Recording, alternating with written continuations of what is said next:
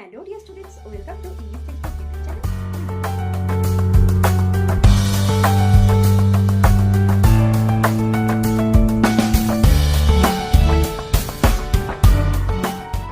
Hello dear students, welcome to English Textbook YouTube channel. We make English easy. আমি অশোকা চলে এসেছি আরও একবার তোমাদের জন্য একটি নতুন টপিক নিয়ে।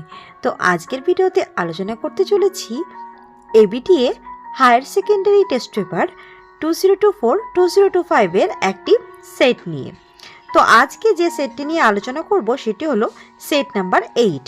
তো এটি তোমরা পেয়ে যাবে তোমাদের যে ABTA higher secondary test paper রয়েছে তার সেট পেজ নাম্বার 101-102-তে কিন্তু এই সেটটা তোমরা পেয়ে যাবে। তো আজকে সেট নাম্বার 8-এর রাইটিং পার্ট নিয়ে আজকের ভিডিওতে আলোচনা করব। আমি অলরেডি আগের যে 7টি সেট ছিল তো সেই সব সেটগুলোর অলরেডি রাইটিংগুলো চ্যানেলে কিন্তু প্রোভাইড করেছি। তোমরা যারা সেগুলো মিস করেছো তারা কিন্তু আই বাটনে ক্লিক করে তোমাদের যদি প্রয়োজন হয় তাহলে আগের সেটগুলো রাইটিংগুলো তোমরা কিন্তু দেখে নিতে পারো। আর যারা চ্যানেলে নতুন ভিউয়ার্স আছো তারা কিন্তু অবশ্যই চ্যানেলটিকে সাবস্ক্রাইব করে আমাদের পাশে থাকবে। তো চলো অনেক বকবক হলো, শুরু করছি আজকের রাইটিং পার্টগুলো। তো দেখো ফার্স্টে আমাদের 101 পেজে যে রাইটিংটা রয়েছে তো সেটা নিয়ে আগে আলোচনা করি। তো আগে যেটা রয়েছে write a report on the annual sports of your school. তো প্রথমে যেটা রিপোর্ট রাইটিং একটা রয়েছে, তো তোমার স্কুলের অ্যানুয়াল স্পোর্টস অর্থাৎ হচ্ছে বার্ষিক যে ক্রীড়া প্রতিযোগিতা তো সেটা নিয়ে একটি রিপোর্ট লিখতে হবে। The report is to be published in your school magazine. তো সেটা তোমার স্কুলের যে ম্যাগাজিন প্রকাশিত হয় তো সেখানে কিন্তু এই রিপোর্টটা প্রকাশ করা হবে। তো এই বিষয় সম্পর্কিত একটি রিপোর্ট তোমাকে তৈরি করতে হবে এবং এটা ওয়ার্ড লিমিট রয়েছে 150 ওয়ার্ডের মধ্যে তোমাকে লিখতে হবে এবং মান রয়েছে 10। তো যাই হোক 10 মার্কসের যে লিখতে হবে। তো শুরু করছি। তো ফার্স্টে দেখো তোমাদের জানো যেমনটা তোমাদের যেটা হচ্ছে কাজ রিপোর্ট রাইটিংয়ের জন্য আগেই তোমাদের টাইটেলটা লিখতে হবে যে কোন বিষয় সম্পর্কে তুমি লিখছো।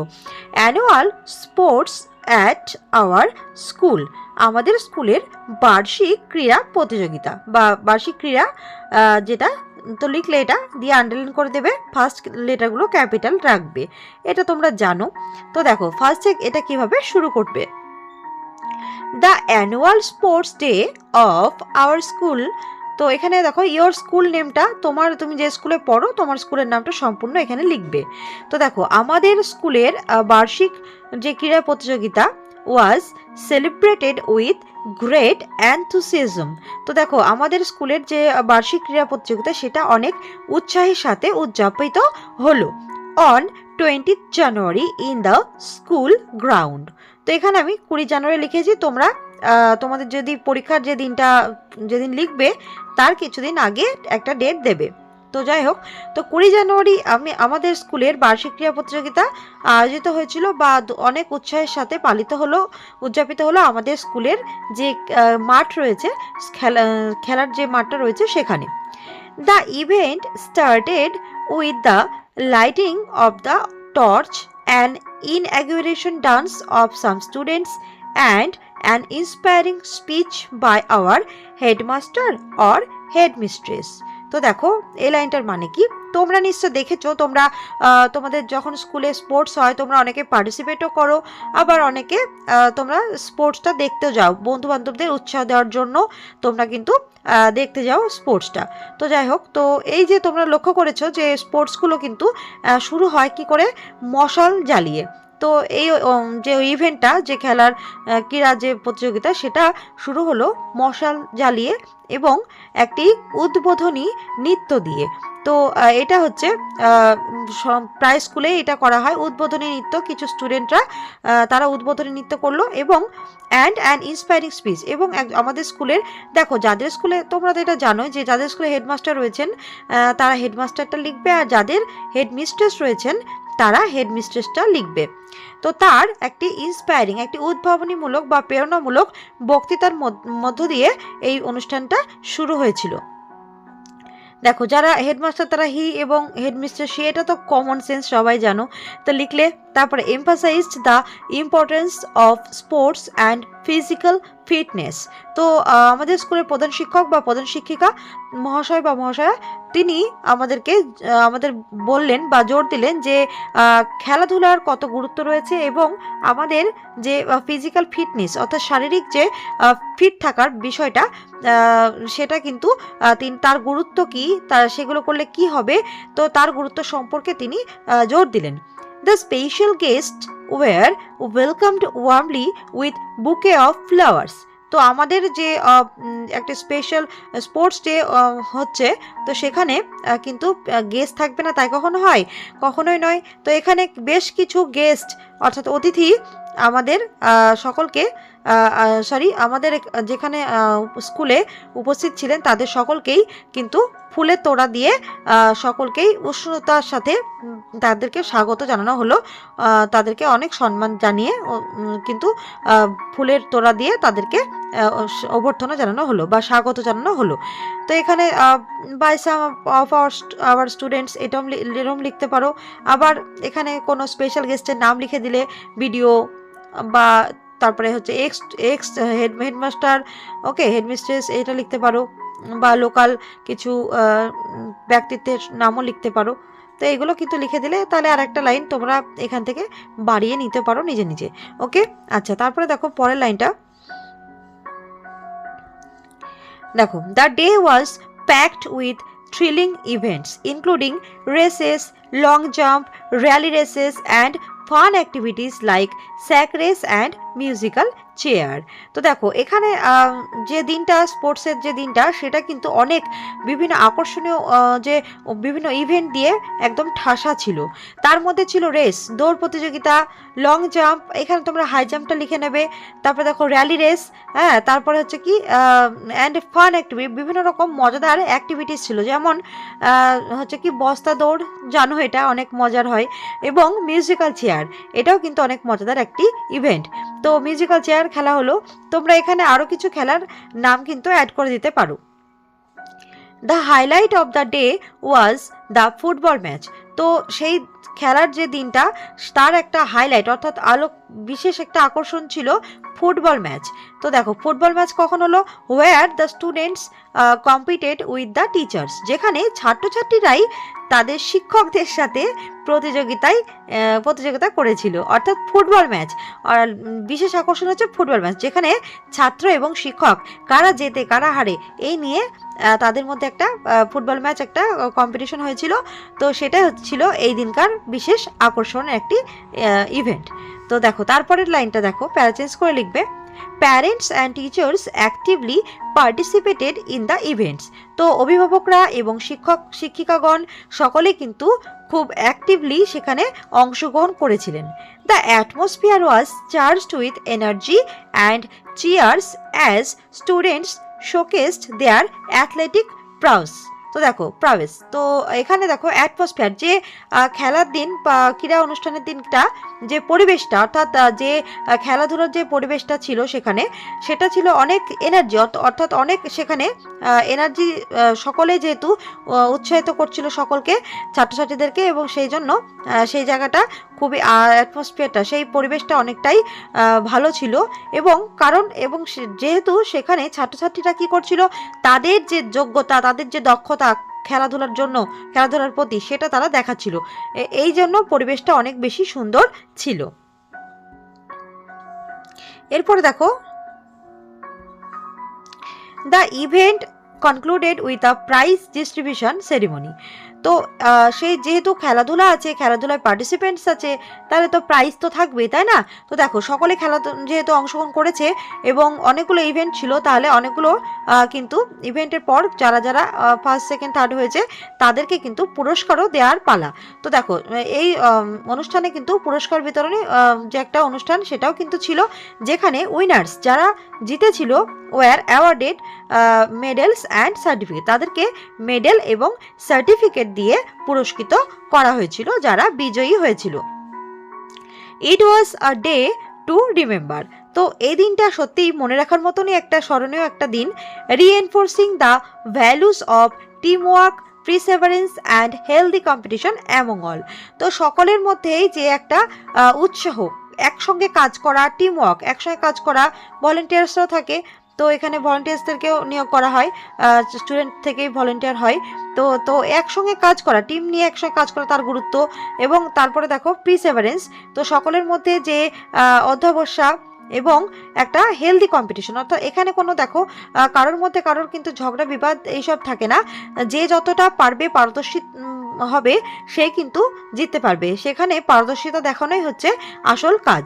তো সকলের সঙ্গে কম্পিটিশন করে এবং সেটা স্বাস্থ্যকর এবং সেটা অনেক মজাদার, তো সেরকম একটা প্রতিযোগিতামূলক একটি অনুষ্ঠান হচ্ছে এই স্পোর্টসগুলো। তারপরে দেখো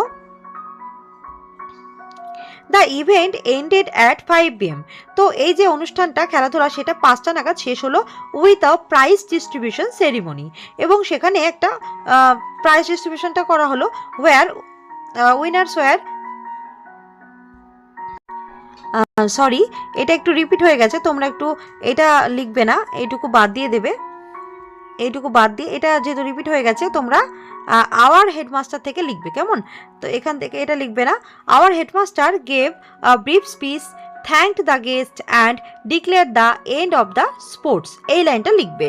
তো দেখো আমাদের প্রধান শিক্ষক মহাশয় তিনি একটি সংক্ষিপ্ত বক্তৃতা দিলেন, সকল যারা উপস্থিত ছিলেন অতিথি তাদেরকে ধন্যবাদ জানালেন, এবং তারা তিনি কি করলেন, এই যে স্পোর্টস অনুষ্ঠান সেটির শেষ হিসেবে তিনি ঘোষণা করলেন। তো এইভাবে কিন্তু খেলাধুলার যে অনুষ্ঠানটি এখানে শেষ হলো। তোমরা একটু কাইন্ডলি এই লাইনগুলো লিখবে না, এটা রিপিট হয়ে গেছে, তোমরা একটু অ্যাডজাস্ট করে নিও, এবং লাস্টের লাইনটা তোমরা কিন্তু ইনক্লুড করে দেবে অবশ্যই। আচ্ছা, তো এইভাবে কিন্তু আমাদের রিপোর্ট রাইটিংটা এখানেই শেষ হচ্ছে। তো এবার দেখো তারপরে দেখো লেটার যেটা রয়েছে তোমাদের, লেটারটা নিয়ে এখন আলোচনা করব। দেখো, write a letter to the manager of a hotel in Srinagar Kashmir for the cancellation of a booking that you have made, asking him for the refund of booking amount. তো দেখো এখানে একটা হোটেলের ম্যানেজার, যিনি কাশ্মীরের শ্রীনগরের একটি হোটেল, তার ম্যানেজারকে একটা চিঠি লিখতে হবে তাকে, যে তুমি একটি বুকিং করেছিলে সেখানে যাওয়ার জন্য, কিন্তু তুমি এই মুহূর্তে যাচ্ছ না, তো সেই বুকিংটা ক্যান্সেল করে এবং তোমার যে অ্যামাউন্ট দিয়ে তুমি বুকিং করেছিলে সেটাকে রিফান্ড করার জন্য, অর্থাৎ তোমার অ্যাকাউন্টে আবার সেটাকে ফেরত নেওয়ার জন্য তুমি একটি লেটার লিখবে সেই হোটেলের ম্যানেজারকে। তো এই বিষয়ক লেটারটি দেখো কিভাবে স্টেপ বাই স্টেপ লেখাবো, দেখে নাও। দেখো ফার্স্টে তোমাদের যেটা কাজ, কাকে চিঠিটা লিখছো সেটা কিন্তু আগে লিখতে হবে।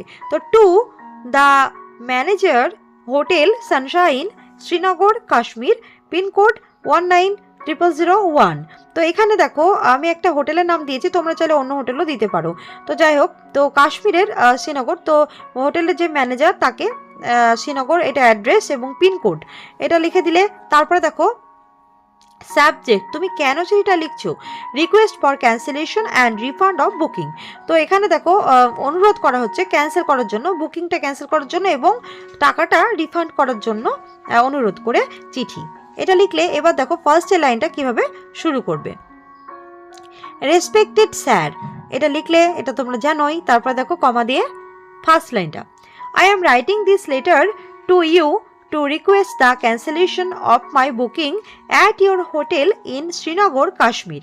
তো দেখো আমি এই চিঠিটা আপনাকে লিখছি আপনাকে অনুরোধ করার জন্য যে আপনার যে হোটেল কাশ্মীরের শ্রীনগরে অবস্থিত, তো সেই হোটেলে আমি একটা বুকিং করেছিলাম, তো সেই বুকিংটি এখন আমি ক্যান্সেল করতে চাই, তো সেই বিষয়ে অনুরোধ জানিয়ে এই চিঠিটি আপনাকে লিখছি। The booking was made under the name your name. তো দেখো এখানে এই বুকিংটা হয়েছিল যে নামে সেটা হলো, এবার তোমার নামটা লিখে দিলে, ফর দ্য ডেটস, এখানে তারিখটা লিখতে হবে, কবে তুমি হোটেলে বুকিংটা রাখতে চেয়েছিলে সেই ডেটটা, মেনশন বুকিং ডেট। এখানে একটা তোমরা যেদিন লিখছো চিঠিটা তার কিছুদিন পরের ডেট তোমাকে এখানে লিখতে হবে, কারণ বুকিং তো যদি ডেট পার হয়ে যায় তাহলে তো তুমি টাকাটা পাবে না, কিন্তু তার জন্য তাহলে কিন্তু তোমাকে পরের ডেট দিতে হবে এবং সেটা জানিয়ে আগে তুমি চিঠি লিখছো।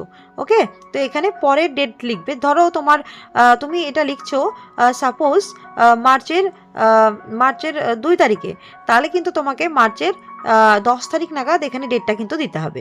ওকে, আচ্ছা, with booking reference number, booking ID if available, যদি তোমার কাছে বুকিং আইডিটা থাকে তাহলে কিন্তু, এবং বুকিং সম্পর্কিত নাম্বার থাকে সেক্ষেত্রে সেটাও কিন্তু এখানে দিয়ে দেবে। তো এখানে একটা নাম্বার তোমরা দিতে পারো চাইলে। আচ্ছা, তো দেখো তারপরে সেকেন্ড লাইনটা কি হবে,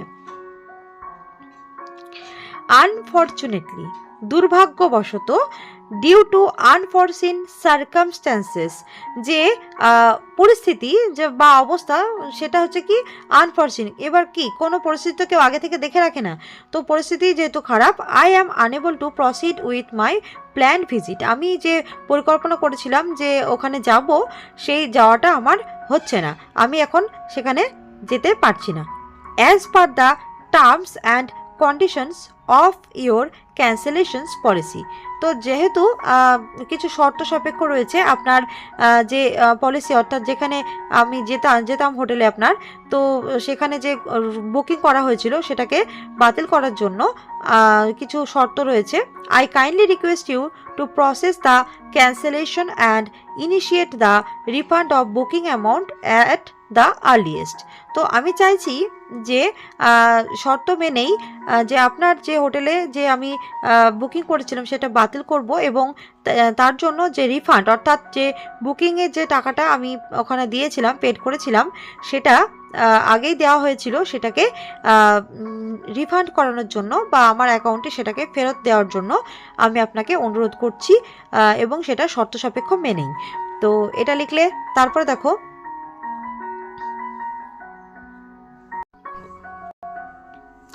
I would appreciate it if you could confirm the cancellation and provide a timeline for the refund. তো এই বিষয়টি অনেকটাই প্রশংসার যোগ্য হবে যদি আপনি এই যে বুকিং বাতিল করার বিষয়টি সেটিকে আপনি সুনিশ্চিত করেন এবং আমাকে একটি সময় দেবেন যে কোন সময়ের মধ্যে এইটা রিফান্ড হবে, টাকাটা রিফান্ড হবে, সেটা আপনি দয়া করে আমাকে জানাবেন। Please let me no if you need any additional details to process my request. দয়া করে আপনি আমাকে জানাবেন যদি আমার যে অনুরোধ তার জন্য আরও কিছু অ্যাডিশনাল, অর্থাৎ এর সঙ্গে আরও কিছু তথ্য বা আরও কিছু ডিটেলস যদি আপনার প্রয়োজন হয়, তাহলে কিন্তু সেটাও আমাকে জানাবেন। থ্যাঙ্কিং ইউ, ধন্যবাদ দিয়ে তারপরে দেখো your sincerely your full name, এখানে তোমার সম্পূর্ণ নামটা লিখবে। ইয়োর কন্ট্যাক্ট ইনফরমেশন, যে তোমাকে কখন কিভাবে তোমাকে যোগাযোগ করবে, তোমার এখানে একটা ফোন নাম্বার দিয়ে দেবে। আর যেটা কাজ ডেট অ্যান্ড প্লেস, এটা তো লিখতেই হবে, তোমরা সকলেই জানো যে ডেট এবং প্লেসটা এখানে লিখে দেবে।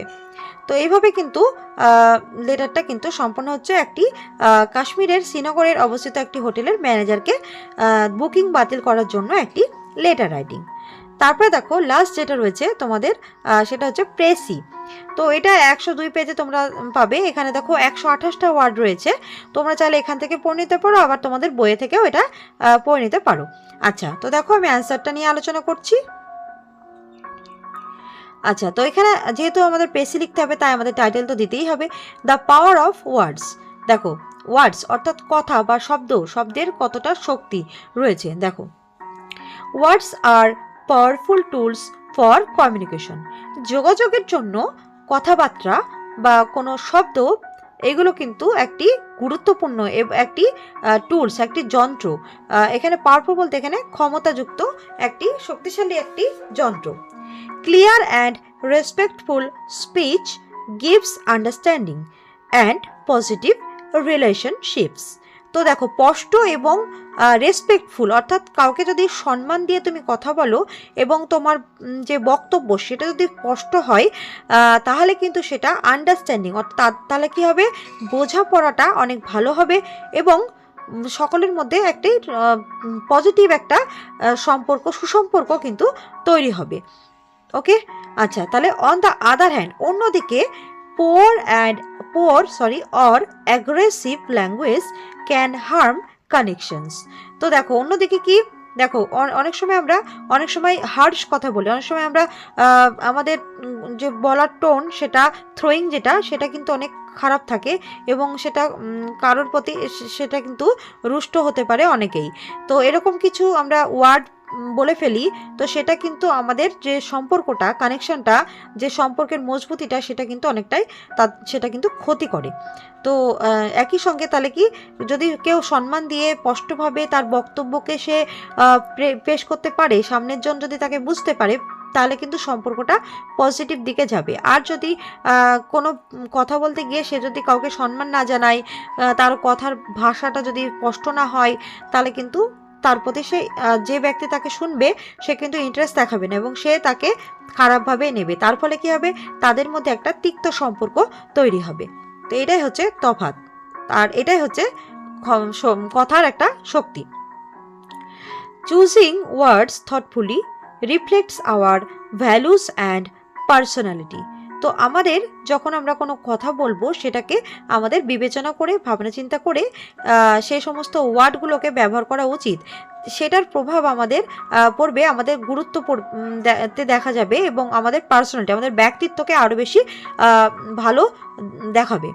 ইট ইনফ্লুয়েন্সেস হাউ আদার্স পারসিভ আস, এবং এটি প্রভাব পড়ে, দেখো আমাদের চারপাশে যে লোকেরা রয়েছে তারা আমাদের ব্যক্তিত্ব সম্পর্কে, আমাদের সম্পর্কে কীভাবে আমাদেরকে নিচ্ছে সেই বিষয়টা, ব্যাপারটা কিন্তু তার উপরেও কিন্তু প্রভাব পড়ে। By speaking with clarity and respect we can build trust. তো আমরা যদি স্পষ্টভাবে এবং সম্মানের সাথে কথা বলি, এটা আমাদের মধ্যে বিশ্বাস তৈরি করবে। ফর্ম ফ্রেন্ডশিপস, আমাদের মধ্যে বন্ধুত্ব তৈরি হবে আমরা যাদের সঙ্গে কথা বলবো। And create lasting harmony in our interaction, আমাদের যে যোগাযোগ যেটা হবে তাদের মধ্যে একটা সম্প্রীতি, একটা আলাদা বন্ধন কিন্তু তৈরি হবে এবং সুসম্পর্ক বজায় থাকবে। তো দেখো এভাবে কিন্তু আমরা দ্য পাওয়ার অফ ওয়ার্ডস নিয়ে একটা সামারি অলরেডি আমরা লিখে ফেললাম। তো এই হচ্ছে আজকের সেটের যে 3টে রাইটিং ছিল সেগুলো নিয়ে আলোচনা। যদি ভিডিওটি ভালো লাগে অবশ্যই কিন্তু লাইক করবে, কমেন্ট করে জানাবে এবং অবশ্যই বন্ধুদের সাথেও শেয়ার করে দেবে। আবারও দেখা হচ্ছে নতুন ভিডিওর সাথে। আর যারা চ্যানেলে নতুন ভিউয়ার্স আছো তারা কিন্তু অবশ্যই আমাদের চ্যানেল সাবস্ক্রাইব করে আমাদের পাশে থাকবে। Thanks for watching.